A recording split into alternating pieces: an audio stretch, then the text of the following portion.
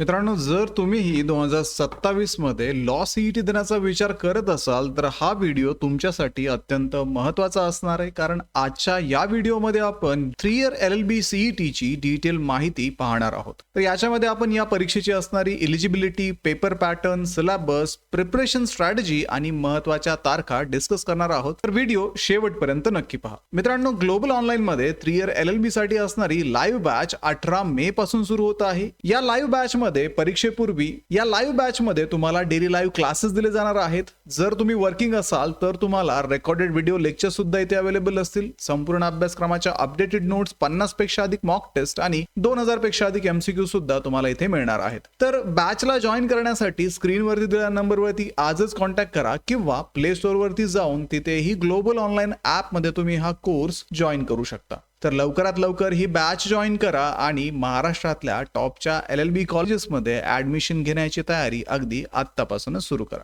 तर विद्यार्थी मित्रांनो, सर्वात सुरुवातीला आपण या परीक्षेचा एलिजिबिलिटी क्रायटेरिया पाहणार आहोत. 3 इयर LLB CET देण्यासाठी तुमच्याकडे ग्रॅज्युएशन असणं गरजेचं आहे. जर तुम्ही ग्रॅज्युएशनच्या फायनल इयरला आता असाल तर तुम्ही ही परीक्षा देऊ शकता, किंवा तुमचं ग्रॅज्युएशन कंप्लीट झालेलं असेल तरीही तुम्ही ही एक्झाम देऊ शकता. तुम्ही ओपन कॅटेगरी मधून येत असाल तर तुम्हाला मिनिमम 45% मार्क्स तुमच्या ग्रॅज्युएशन मध्ये असणं गरजेचं आहे. जर तुम्ही VJNT, SBC, OBC कॅटेगरी मधून येत असाल तर तुम्हाला मिनिमम 42% मार्क्स इथे असणं आवश्यक आहे. तेच जर आपण SC ST कॅटेगरीसाठी पाहिलं तर 40% मार्क्स मिनिमम तुम्हाला असणं आवश्यक आहे. तसेच विद्यार्थी मित्रांनो, या परीक्षेसाठी कुठल्याही प्रकारचं अप्पर एज लिमिट नाहीये. तुमचं एज काहीही असू द्यात, अगदी तुम्ही रिटायरमेंटला असू द्यात, तरीही तुम्ही ही परीक्षा देऊ शकता. जर आपण या परीक्षेचा पॅटर्न पाहिला तर या परीक्षेमध्ये टोटल तुम्हाला 120 प्रश्न विचारले जातात आणि हे प्रश्न 120 मार्क्सला असतात. म्हणजे प्रत्येक योग्य उत्तराला तुम्हाला 1 मार्क इथे दिला जातो आणि हे 120 प्रश्न सॉल्व्ह करण्यासाठी तुम्हाला 120 मिनिटांचाच वेळ असतो. म्हणजे प्रत्येक प्रश्न तुम्हाला 1 मिनिटामध्ये सरासरी सॉल्व्ह करावा लागतो आणि 1 मिनिटामध्ये एक प्रश्न सॉल्व्ह करण्यासाठी तुम्हाला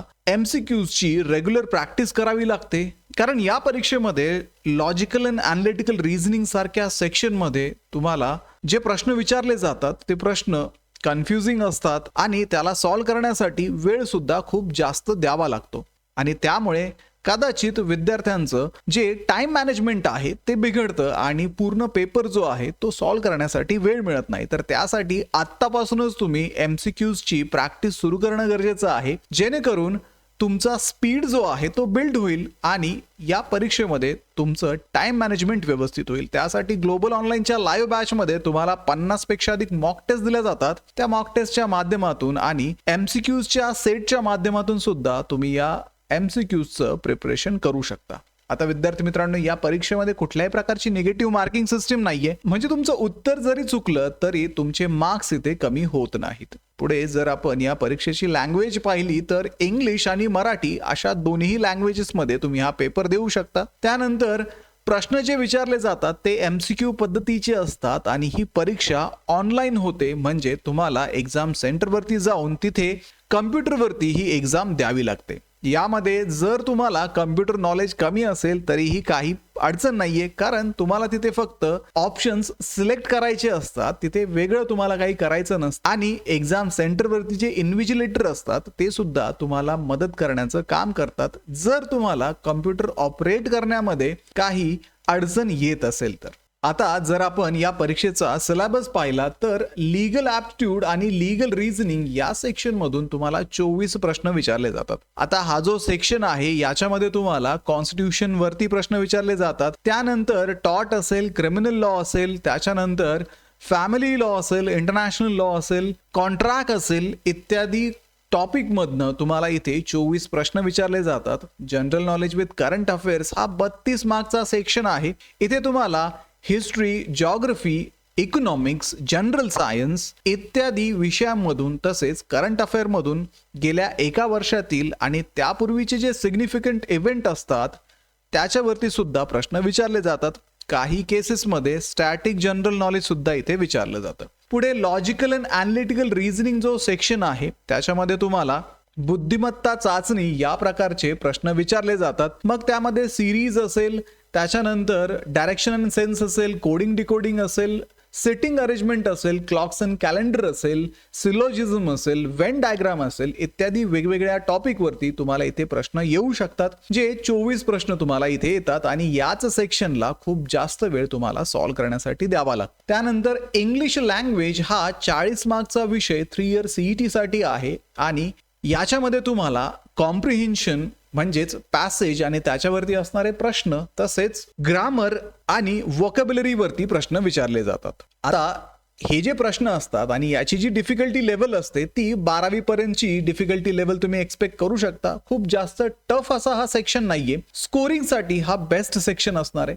त्यामुळे या सेक्शनची प्रॅक्टिस करणं तुम्हाला खूप गरजेचं आहे. याच्यामधून स्पेशली तुम्हाला व्होकॅब्युलरी करणं गरजेचं आहे. त्यानंतर रीडिंग कॉम्प्रिहेन्शनची प्रॅक्टिस सुद्धा मॅक्सिमम इथे तुम्ही करावी. कारण विद्यार्थी मित्रांनो, जर इंग्रजी वाचण्याची आपल्याला सवय नसेल तर परीक्षेमध्ये रीडिंग कॉम्प्रिहेन्शन मध्ये जे प्रश्न विचारले जातात तिथे सुद्धा आपला खूप जास्त वेळ जाण्याची शक्यता असते. त्यामुळे रेग्युलरली इंग्लिश वाचण्याची प्रॅक्टिस तुम्ही ठेवा, जेणेकरून तुमचं कॉम्प्रिहेन्शन बिल्डअप होईल. आता विद्यार्थी मित्रांनो, या सर्व विषयांवरती ग्लोबल ऑनलाईनच्या लाईव्ह बॅच मध्ये तुमचे लाईव्ह क्लासेस घेतले जातात. तसेच तुम्हाला रेकॉर्डेड लेक्चर सुद्धा इथे अवेलेबल असतात. सोबतच या विषयांच्या नोट सुद्धा तुम्हाला इथे दिल्या जातात. आता जर ही एक्झाम तुम्हाला क्रॅक करायची असेल तर सगळ्यात महत्त्वाचं म्हणजे तुम्हाला एक्झामचा पॅटर्न समजणं गरजेचं आहे. प्रश्न कुठल्या पद्धतीचे विचारले जातात, प्रश्नांची डिफिकल्टी लेवल काय असते हे तुम्हाला माहिती असणं गरजेचं आहे. सोबतच तुम्हाला त्या एमसीक्यूजची प्रॅक्टिस करणं सुद्धा गरजेचं आहे. प्रिव्हियस इयरच्या एक्झाम मध्ये कशा पद्धतीने तुम्हाला प्रश्न विचारले गेले होते, कुठल्या टॉपिक वरती जास्त प्रश्न विचारले गेले होते हे सुद्धा तुम्हाला माहिती असणं गरजेचं आहे. त्यानंतर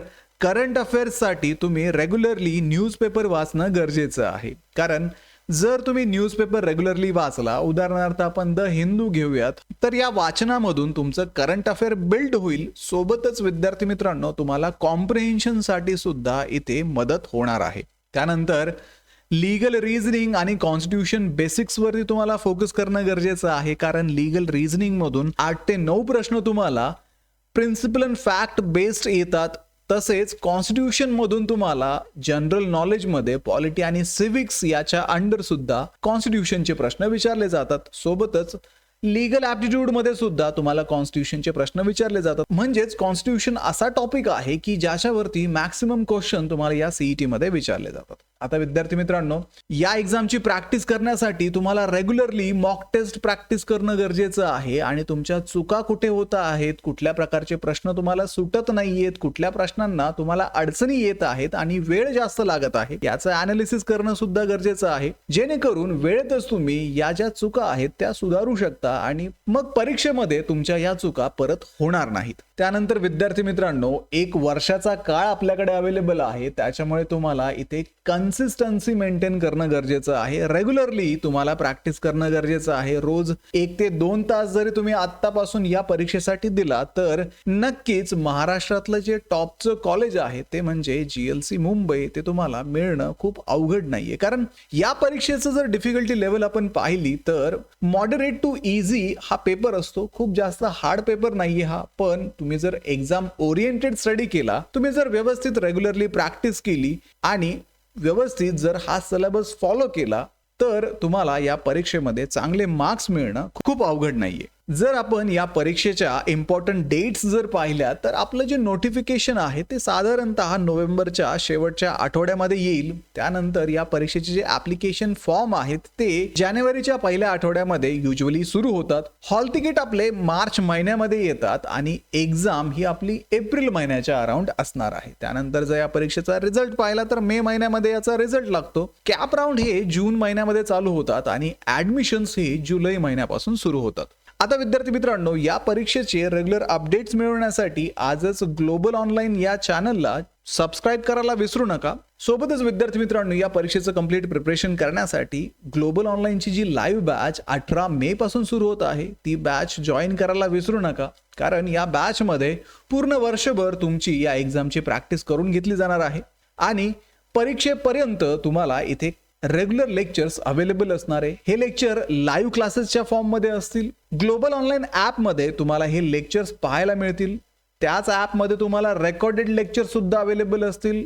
संपूर्ण अभ्यासक्रमाच्या एक्झाम ओरिएंटेड नोट्स तुम्हाला दिल्या जातील. लेक्चर वाईज शॉर्ट नोट सुद्धा तुम्हाला इथे दिल्या जातात. तसेच या परीक्षेची प्रॅक्टिस करण्यासाठी 50 पेक्षा अधिक मॉक टेस्ट आणि 2000 पेक्षा अधिक MCQ सुद्धा अवेलेबल असणार आहे. त्यामुळे लवकरात लवकर या बॅचला जॉईन करा आणि महाराष्ट्रातल्या टॉपच्या कॉलेजेसमध्ये ऍडमिशन घेण्याची तयारी अगदी आत्तापासूनच सुरू करा. कारण विद्यार्थी मित्रांनो, जेवढ्या लवकर तुम्ही हा कोर्स जॉईन कराल तेवढ्या जास्त रिव्हिजन्स तुमच्या होतील आणि तेवढा जास्त वेळ तुम्हाला मिळणार आहे. तर अशा पद्धतीने या CETचं व्यवस्थित प्रिपरेशन अगदी आत्तापासूनच सुरू करा. व्हिडिओला लाईक करा, तुमच्या मित्रांना हा व्हिडिओ शेअर करा. ग्लोबल ऑनलाईनला सबस्क्राईब करून ठेवा. भेटूया पुढच्या व्हिडिओमध्ये. तोपर्यंत एक्झामचं प्रिपरेशन सुरू करा. थँक्यू.